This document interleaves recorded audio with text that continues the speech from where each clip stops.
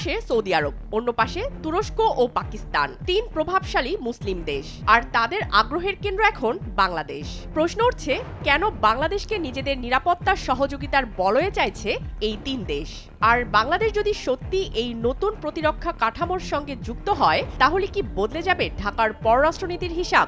কারণ বিষয়টি শুধু একটি সামরিক জোটে যোগ দেওয়ার নয়, এর সঙ্গে জড়িয়ে আছে বঙ্গোপসাগর, ভারত মহাসাগর, প্রতিরক্ষা সহযোগিতা এবং ভারতের নিরাপত্তা হিসাব। আর সবচেয়ে বড় প্রশ্ন, বাংলাদেশ কি তাহলে ভারত চীন নির্ভর পরিচিত কৌশলগত বলয়ের বাইরে গিয়ে নতুন একটি শক্তির সঙ্গে সম্পর্ক করতে যাচ্ছে?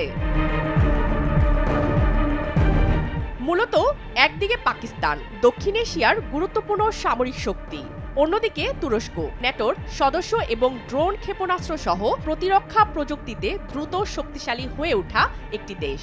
আর সৌদি আরব বিশাল অর্থনৈতিক শক্তি ও মধ্যপ্রাচ্যের অন্যতম প্রভাবশালী রাষ্ট্র। এই তিন দেশ যখন নিজেদের নিরাপত্তা সহযোগিতা শক্তিশালী করছে, তখন বঙ্গোপসাগরের তীরে বাংলাদেশের অবস্থান হঠাৎ করেই গুরুত্বপূর্ণ হয়ে উঠতে পারে। কারণ বাংলাদেশ শুধু দক্ষিণ এশিয়ার একটি দেশ নয়, বাংলাদেশ দাঁড়িয়ে আছে ভারত মহাসাগরীয় অঞ্চলের একটি গুরুত্বপূর্ণ প্রবেশ পথে। বঙ্গোপসাগর দিয়ে বাণিজ্য, জ্বালানি এবং সামুদ্রিক যোগাযোগের বিশাল একটি অংশ পরিচালিত হয়।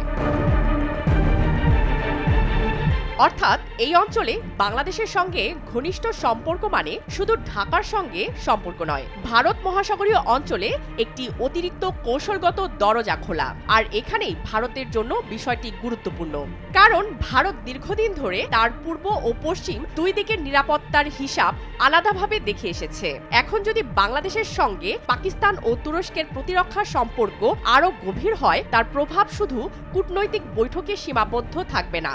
প্রতিরক্ষা প্রযুক্তি, সামরিক প্রশিক্ষণ, অস্ত্র বাণিজ্য এবং সমুদ্র নিরাপত্তার মতো ক্ষেত্রেও এর প্রভাব পড়তে পারে।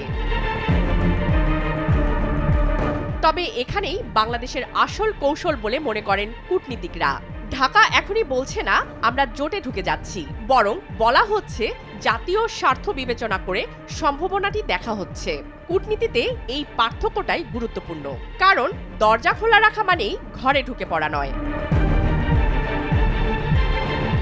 আর বাংলাদেশ শেষ পর্যন্ত এই কাঠামোর সঙ্গে যুক্ত হলে এর প্রভাব শুধু দ্বিপক্ষীয় সম্পর্কেই সীমাবদ্ধ থাকবে না, দক্ষিণ এশিয়া ও মধ্যপ্রাচ্যের কৌশলগত সমীকরণেও এর প্রভাব পড়তে পারে। তবে এখন পর্যন্ত ঢাকার চূড়ান্ত সিদ্ধান্ত না আসায় সামনে সবচেয়ে বড় প্রশ্ন একটাই, বাংলাদেশ কি শেষ পর্যন্ত এই নতুন প্রতিরক্ষা কাঠামোর অংশ হবে? স্মিতা ইফতেখার, দৈনিক জনবাণী।